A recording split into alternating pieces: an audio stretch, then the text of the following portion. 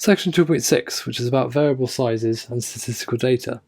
Now, when you've got a bunch of variables in MATLAB, often it's useful to actually work out how big those variables are. Obviously something quite simple, like b equals 1, 1, 2, 3, 3, 4. That's quite clearly a 2 by 2, which is straightforward. But sometimes you'll get into cases where you're not quite sure exactly how big a certain variable might be. Now, there are a couple of commands, length and size, which we can use to help determine these things.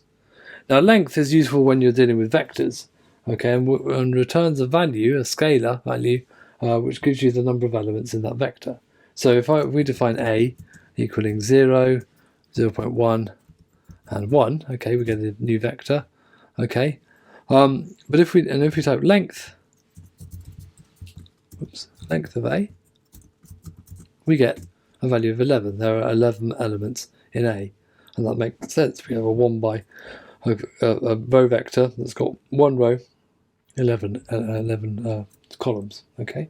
Now, if we got a matrix, okay, so let's put this matrix 1, 2, 3, 4, 5, 6. Okay, that's the matrix. If we type size B, okay, instead of length, we actually get the fact that we realise it's got 2 rows. Okay, the 2 with 3 columns. So that gives us the dimensions of the matrix. Likewise, if we did size A, we should get 1 row, 11 columns, which is exactly what it's got. Okay. Now, it's often really useful when you're dealing in MATLAB to look at some of the statistical data to do with certain variables. And the 3 that I think we should focus on are min, max, and mean. Okay, so if we define D to be a bunch of random variables, let's just make up a sort of vector of data. There we are. So there's our value for D. Okay. Now, if I type min D, okay, I should get the minimum value of that vector. Indeed, I do, -5. Type mean D gives me the average value. Okay. And so obviously adds them up, divides them by the number of elements. Okay. And if we plot, so let's say we've got some x and y data. So x equals -1, -1, 0.1 to 1, okay.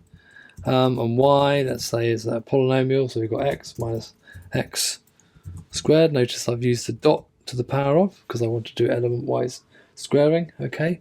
There's my x and y. And if I want to type max y to find the maximum value, where that clearly is a quadratic formula, because the minus sign is in front of the squared term, it's going to be an upside down parabola, so there'll be a maximum value.